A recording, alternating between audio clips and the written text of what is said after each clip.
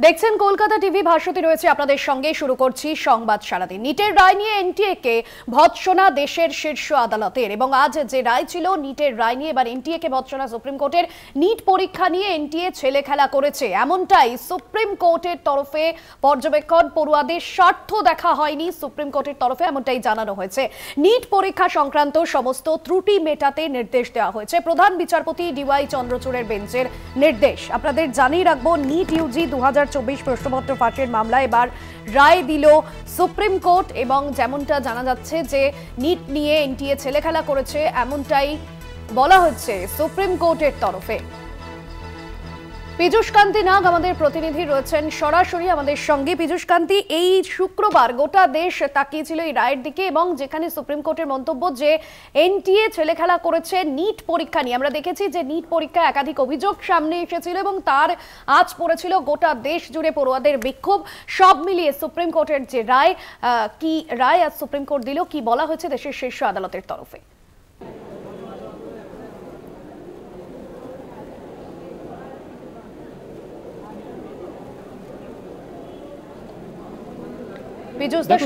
আদালতের তরফ থেকে এনটিএ এর যে পরীক্ষা পদ্ধতি, অর্থাৎ ফ্লিপ ফ্লপ পদ্ধতিতে যে তারা যে পরীক্ষা নিয়েছিল, সেই পরীক্ষার বিষয় নিয়ে কিন্তু ভৎসনা করে এনটিএ কর্তৃপক্ষকে ভৎসনা করেছে সুপ্রিম কোর্ট।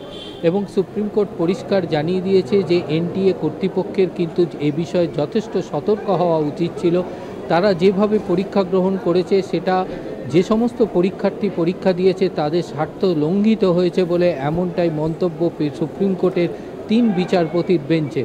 সুপ্রিম কোর্ট এই শুনানি পর্বে কিন্তু পরিষ্কার জানিয়ে দিয়েছে যে 2024-এর নিট পরীক্ষার ফলাফল তারা বাতিল করছে না, অর্থাৎ 23শে জুলাই যে সিদ্ধান্ত ছিল সেই সিদ্ধান্তই বলবৎ থাকছে। কিন্তু সিবিআই তদন্ত চালিয়ে যাবে, এবং সিবিআই তদন্ত চালিয়ে তাদের যে তদন্তের অগ্রগতি রিপোর্ট, সেই রিপোর্ট তারা সুপ্রিম কোর্টে জমা দেবে পরবর্তী শুনানির দিন। যেহেতু নিট পরীক্ষার ফলাফল বাতিল করা হচ্ছে না, কিন্তু এই ফলাফলের ক্ষেত্রে যদি কোনো জায়গায় দেখা যায় যে সত্যি যে অন্যরকম অবস্থা হয়েছে, অর্থাৎ সেই পরীক্ষাতে গাফিলতি হয়েছে, যে পরীক্ষায় যে প্রশ্নপত্র ফাঁসের বিষয়টি উঠে রয়েছে, সেই বিষয়গুলি সেই এলাকাগুলির ওপরেই কিন্তু পরবর্তীকালে সুপ্রিম কোর্ট তার বিচার পর্বে তাদের বক্তব্য শুনবে। এর জন্য সুপ্রিম কোর্ট যেমন সিবিআই তদন্ত রিপোর্টের ওপর ভরসা করবে, পাশাপাশি সুপ্রিম কোর্ট অবসরপ্রাপ্ত বিচারপতিকে নিয়ে যে কমিটি গঠন করেছে, সেই কমিটির কাছেও কিন্তু রিপোর্ট তলব করেছে সুপ্রিম কোর্ট। আগামী সেপ্টেম্বর মাসে সেই রিপোর্ট সুপ্রিম কোর্টে জমা করতে হবে, এবং সেই রিপোর্ট জমা দেখেই কিন্তু সুপ্রিম কোর্ট তার পরবর্তী সিদ্ধান্ত গ্রহণ করবে। আজকে শুনানি পর্বে সুপ্রিম কোর্টের পর্যবেক্ষণ ছিল যে নিটের মতো পরীক্ষায়, যেখানে মিলিয়ন পরীক্ষার্থী পরীক্ষা দিচ্ছেন, সেখানে পরীক্ষার ক্ষেত্রে পরীক্ষার কেন্দ্র বিন্যাসের ক্ষেত্রে যথেষ্ট সতর্ক হওয়া উচিত ছিল এনটিএর। এছাড়াও সিসিটিভি ব্যবস্থা রাখা, এবং ওএমআর শিট যখন এক জায়গা থেকে অন্য জায়গায় ট্রান্সপোর্টেশন হচ্ছে, সেখানে ক্লোজ মনিটরিংয়ের প্রয়োজন ছিল। অর্থাৎ এই বিষয়গুলিতে কোনো গাফিলতি রয়েছে কিনা, এবং প্রশ্নপত্র ফাঁসের পেছনে এই বিষয়গুলি থাকলে এই প্রশ্নপত্র ফাঁসের বিষয়টি আসতো না, এবং ওএমআর শিটগুলি সঠিকভাবে সংরক্ষিত হয়েছে কিনা, এই সামগ্রিক বিষয়ের ওপরেই কিন্তু সুপ্রিম কোর্ট বিশেষভাবে পর্যবেক্ষণ করেছেন। এবং এই পর্যবেক্ষণের এই কমিটি যখন রিপোর্ট দেবে, সুপ্রিম কোর্ট নিযুক্ত কমিটি, সেই কমিটির রিপোর্টেও কিন্তু এই বিষয়গুলি বিশেষভাবে উল্লেখ থাকতে হবে। আগামী সেপ্টেম্বর মাসে কমিটি রিপোর্ট দেওয়ার পরই সুপ্রিম কোর্ট তার পরবর্তী। অর্থাৎ এই সমস্ত বিষয় নিয়ে নিটের রায় নিয়ে এনটিএ কে ভৎসনা দেশের শীর্ষ আদালতের। ধন্যবাদ জানাবো তোমায়। সরাসরি ছিলেন আমাদের প্রতিনিধি পীযূষ কান্তি নাগ। এবং সুপ্রিম কোর্টের যে পর্যবেক্ষণ, নিট পরীক্ষা নিয়ে এনটিএ ছেলেখেলা করেছে সুপ্রিম কোর্ট, এমনটাই আজ মন্তব্য করেছে। পড়ুয়াদের স্বার্থ দেখা হয়নি, এমনটাই দেশের শীর্ষ আদালতের পর্যবেক্ষণ। নিট পরীক্ষা সংক্রান্ত সমস্ত ত্রুটি মেটাতে নির্দেশ প্রধান বিচারপতি ডিওয়াই চন্দ্রচূড়ের বেঞ্চে।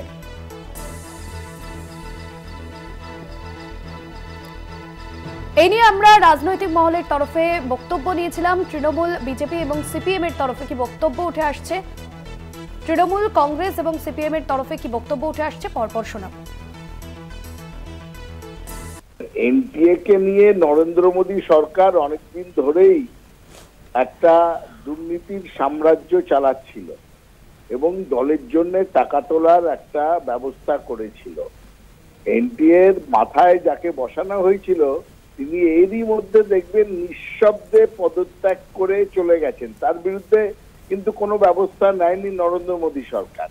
তাকে বলা হয়েছে পদত্যাগ করে গিয়ে গা ঢাকা দাও। তিনি ছিলেন এদের আরএসএস এর একজন লোক, আগে এবিভিপি করতেন এবং নিজেদের পকেটের লোক। তার যোগ্যতা ছিল না, তা সত্ত্বেও এনটিএ এর মাথায় বসানো হয়েছিল এই এনটিএ কে একটা দুর্নীতির আখড়া করা এবং পার্টি ফান্ড তৈরি করার উদ্দেশ্যে। আজকে সুপ্রিম কোর্ট সেই কথাই প্রকারান্তরে বলেছেন যে এরা শুধু দুর্নীতিকে প্রশ্রয় দিয়ে গেছে এবং সর্বভারতীয় পরীক্ষাগুলো রাজ্যের হাত থেকে কেড়ে নিয়ে সেন্ট্রালি করার ব্যাপার এবং লক্ষ লক্ষ স্টুডেন্টকে তাদের বিপথে তারা চলে যেতে পারে বা তাদেরকে যোগ্যতা অনুসারে তাদের পরীক্ষা হবে না, টাকা পয়সা নিতে হবে, প্রশ্নপত্র লিক হবে, এই সমস্ত মিলে একটা ষড়যন্ত্র ছিল। সুপ্রিম কোর্ট ঠিক জায়গাটাই ধরেছে যে ছেলে খেলা করেছে এনটিএ, এবং সবচেয়ে বড় কথা গোটা ভারতবর্ষের ভবিষ্যতের সাথে ছেলে খেলা করছে এই মোদী সরকার, মোদী 3.0। আসলে এই সরকারটা পুরোটাই একটা ছেলে খেলার সরকার। তার কারণ দেখতে পারবেন যে শুধু এক্সাম পেপার লিক নয়, গোটা পার্লামেন্টটা লিক করছে এখন সব থেকে বড় কথা হচ্ছে এই নরেন্দ্র মোদী এবং ধর্মেন্দ্র প্রধান এখনো তারা রাজনীতি করছেন দেশের মানুষের সাথে এবং চেয়ার ধরে বসে আছে।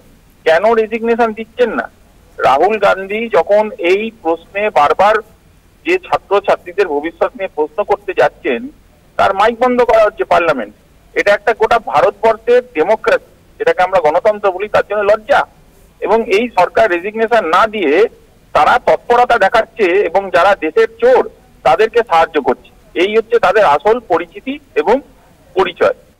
এনটিএ তো ব্যর্থই নিয়ে সন্দেহ নেই, কারণ এনটিএ এর মাথায় যাদের বসানো হয়েছে তাদের সঙ্গে সাধারণ জনগণের শিক্ষার মান উন্নতির কোনো সম্পর্ক নেই। তারা বিশ্বাস করে যে শিক্ষাটা হচ্ছে উচ্চ বর্ণের লোকেদের এবং যাদের পয়সা আছে তাদের।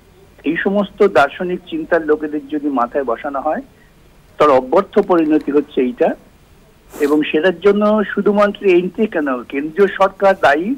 কেন্দ্রীয় সরকারের শিক্ষামন্ত্রী কিংবা প্রধানমন্ত্রীর নৈতিক দায়িত্ব নিয়ে অন্ততপক্ষে ভারতবর্ষের মানুষের কাছে লজ্জা প্রকাশ করা উচিত। বিরোধীদের তরফে কি প্রতিক্রিয়া উঠে এসছে আপনাদের পরপর শোনালাম। নিটের রায় নিয়ে এনটিএ কে ভৎসনা সুপ্রিম কোর্টে। শুক্রবার নিট মামলায় রায় ঘোষণা করে প্রধান বিচারপতি ডিওয়াই চন্দ্রচূড়ের বেঞ্চ। আর সেই অভিযোগের পরিপ্রেক্ষিতে এনটিএ কে বারবার নিজেদের অবস্থান বদল নিয়ে কড়া বার্তা দিল সর্বোচ্চ আদালত। বিজেপি নেতা রাহুল সিনহা রয়েছেন আমাদের সঙ্গে ফোন লাইনে।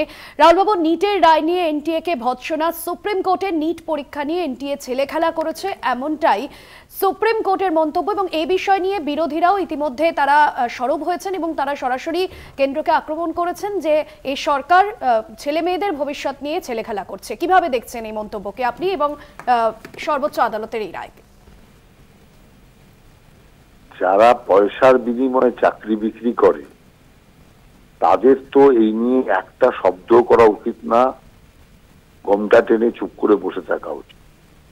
যে সিপিএম শুধুমাত্র ক্যাডারের ভিত্তিতে চাকরি দিয়ে গেছে, অতএব কখনো যে তাদের যে কৃতিত্ব, তাদের যোগ্যতা কোনো কিছুই দেখেনি, তারা আজকে বড় বড় কথা বললে তো সেটা শুনবো না। সুপ্রিম কোর্ট যেটা বলেছে, সুপ্রিম কোর্টের অবজারভেশন, অবশ্যই সে অবজারভেশনকে গুরুত্ব সহকারে মান্যতা দেওয়া হবে।